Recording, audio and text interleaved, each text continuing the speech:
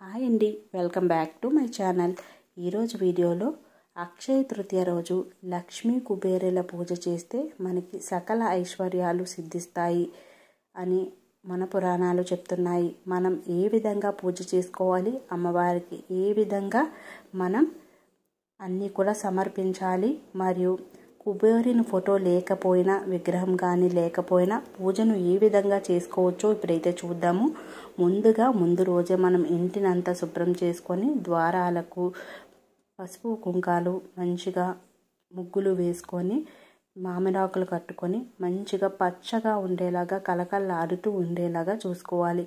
తులసి కోట దగ్గర దీపారాధన, ద్వారలక్ష్మి దీపారాధన, అదేవిధంగా వంటగదిలో అన్నపూర్ణేశ్వరి దగ్గర దీపారాధన కూడా పెట్టుకోవాలి. ముందుగా అయితే దేవుడి గదిలో మనం ఈ విధంగా లక్ష్మీ అమ్మవారి ఫోటోని అరిటాకు మీద బియ్యం పోసి బియ్యంలో పెట్టుకోవాలి. ధాన్యం ఉంటే ధాన్యము, నవదినుసులు ఉంటే నవదినుసులు వేసి పెట్టుకోవచ్చు. అమ్మవారికి అందంగా మీ దగ్గర ఉన్న బంగారు నగలతో అలంకరించండి. తర్వాత సువాసన భరితమైన పుష్పాలతో అమ్మను అలంకరించండి.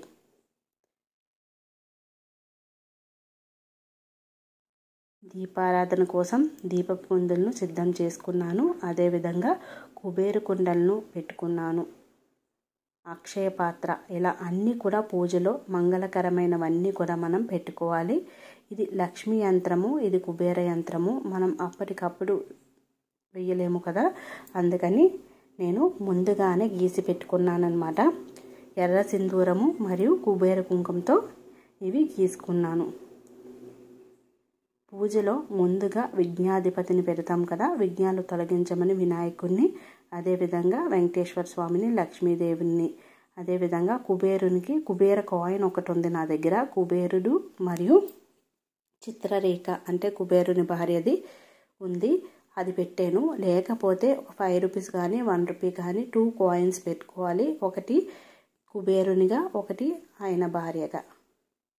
తర్వాత మనం ఈ లక్ష్మీ యంత్రంలో, అదేవిధంగా కుబేర యంత్రంలో ఇలా 1 రూపీ కాయిన్స్ కానీ 5 రూపీస్ కాయిన్స్ కానీ ఇలా పెట్టుకోవాలి. తర్వాత మనం దీపాలన్నీ కూడా సిద్ధం చేసుకోవాలి. అమ్మవారికి పసుపు కుంకుమ కూడా సమర్పించాలి. గజాలను పెట్టుకున్నాను. లక్ష్మీ కుబేర దీపాన్ని ఇక్కడ అన్నీ కూడా అమ్మవారికి ఇష్టమైనవన్నీ కూడా ఇలా పెట్టుకుంటున్నాను. వెండి పూలు, పసుపు కొమ్ములు, గోమతి చక్రాలు, లక్ష్మీ గవ్వలు, యాలకులు, లవంగాలు, అదేవిధంగా సువాసన భరితమైనవన్నీ కూడా పెట్టుకోవాలి. తామర గింజలు, లక్ష్మీ కుబేర కుంచాన్ని కూడా నేను పూజలో అయితే పెట్టుకున్నాను. దీపాలకు అన్నిటికీ కూడా నూనెను వడ్డించి దీపాలకు సిద్ధం చేసుకోవాలి. ఈరోజు ఇల్లంతా ఎంత కలకల్లాడితే అంత మంచిదన్నమాట. అమ్మవారు ఏ ఇల్లు అందంగా కనిపించిందో ఆ ఇంట్లో ప్రవేశిస్తారు.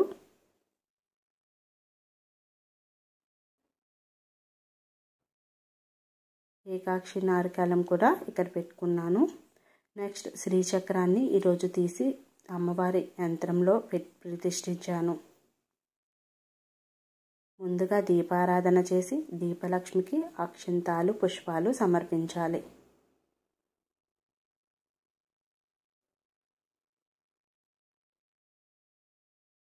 అనంతరం వినాయకుని కూడా మంచిగా పూజ చేసుకోవాలి.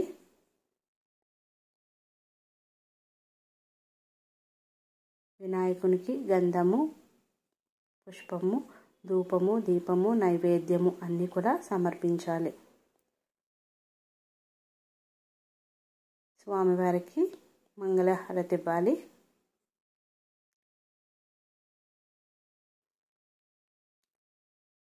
అనంతరం ఆ శ్రీమన్నారాయణుని కూడా ఆరాధించాలి.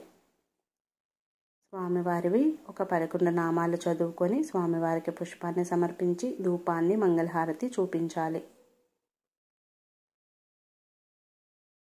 అనంతరం అమ్మవారికి కూడా మంచిగా పూజను చేసుకోవాలి. ధూపము, మంగళహారతి సమర్పించాలి.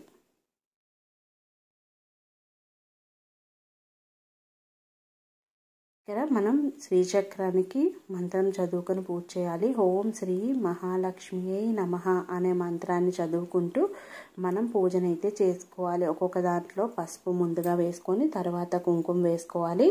అనంతరం మనం అక్షంతాలు సమర్పించాలి, జవ్వాది పొడి ఇలా అన్నీ వేసుకుంటూ మనం లక్ష్మీదేవి మంత్రాన్ని జపించాలి. ఇక్కడ కుబేర పూజలో ఓం శ్రీం హ్రీం క్లీం శ్రీం క్లీం విత్తేశ్వరాయ నమః అనే మంత్రాన్ని చదువుకుంటూ పచ్చ కుంకుమ, అదేవిధంగా పసుపు కుంకుమ, పచ్చ కుంకుమ, జవ్వాది పొడి ఇలా ఒక్కొక్కటిగా వేసుకొని పుష్పాలతో అలంకరించాలి. ఈ పూజలో మనం ఎరుపు రంగు పుష్పాలు, ఎరుపు రంగు అక్షంతాలు వాడితే చాలా మంచిది.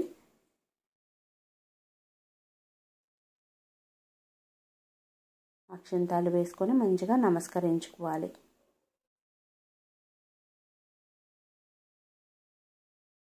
ఈ లక్ష్మీ కుబేర పూజను ఉదయం చేసుకోవచ్చు, సాయంత్రం చేసుకోవచ్చు, మీ వీలుని బట్టి. తెల్లవారుజామునే బ్రహ్మముహూర్తంలో చేస్తే చాలా మంచిది. వీలు కాకపోతే సంధ్యా సమయంలో చేసుకోవచ్చు. ఈ విధంగా మనం చేసుకోవచ్చు. రేపు వచ్చే అక్షయ తృతీయ రోజు అందరూ కూడా ఈ విధంగా లక్ష్మీ కుబేర పూజను చేయండి. ఆర్థిక ఇబ్బందులు, ఎటువంటి ఇబ్బందులు ఉన్నా అన్నీ కూడా తీరిపోతాయి. చాలా మంచిది. సింపుల్గా స్వామివారి ఫోటో లేకపోయినా చాలామంది ఫోటో లేదు కదా అని చేసుకోవడం మానేస్తారు. అలా కాదు, మనం ఏదైనా సరే మనకి చిన్న కాయిన్స్ పెట్టుకొని స్వామివారిగా భావించి మనం పూజను చేసుకోవచ్చు. చూస్తున్నారు కదా, పూజ అయితే నాకు చాలా కళగా అనిపించింది. ఇప్పుడైతే నేను స్వామివారి అష్టోత్తర శతనామావళి చేసుకుంటూ వెంకటేశ్వర స్వామికి బిల్వ పత్రాలు అయితే సమర్పిస్తున్నాను. తులసి దళాలు ఉంటే సమర్పించండి. నా దగ్గర అయితే ప్రజెంట్ అయితే లేవు, అందుకని నేను బిల్వ పత్రాలతో స్వామివారి అష్టోత్తరాన్ని కంప్లీట్ చేసుకున్నాను. తర్వాత నేను కుబేరుని అష్టోత్తరం అయితే చదువుకుంటున్నాను. మనకి అష్టోత్తరాల బుక్లోని అన్ని అష్టోత్తరాలు ఉంటాయి, లేదా పీడిఎఫ్ కూడా ఉంటుంది. కావాలి అంటే ఆడియో కూడా పెట్టుకోవచ్చు. కుబేరుని అష్టోత్తరాలు చదువుకుంటూ నేనైతే పూజ చేస్తున్నాను.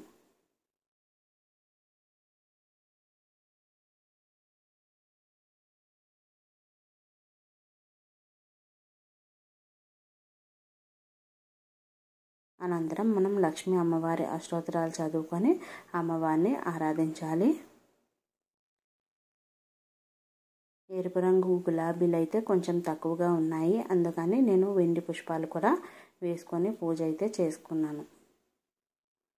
చాలామంది మామూలు జర్మన్ సిల్వర్ అది యూజ్ చేయవచ్చా అని అడుగుతున్నారు.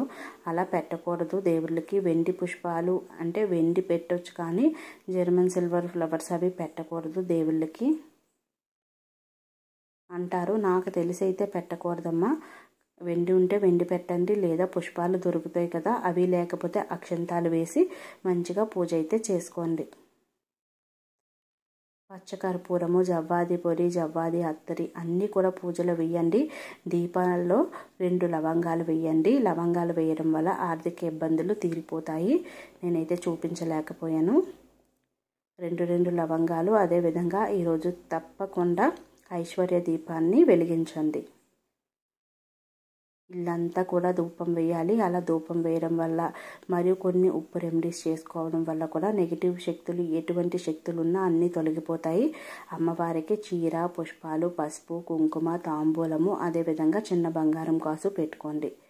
బంగారం లేని వాళ్ళు ఏం చేయాలో చెప్పాను కదా, ఈ మంగళకరమైన వస్తువులన్నీ పెట్టుకోవచ్చు. నైవేద్యాన్ని సమర్పించి అమ్మవారికి ఈరోజు బెల్లంతో చేసిన పరమాన్నాన్ని సమర్పించాలి. అదేవిధంగా కొబ్బరికాయను కొట్టుకొని తాంబూలాన్ని సమర్పించి అమ్మవారికి ధూపాన్ని సమర్పించి మంగళహారతి ఇవ్వాలి. నేను పంచహారతి అయితే ఇస్తున్నాను.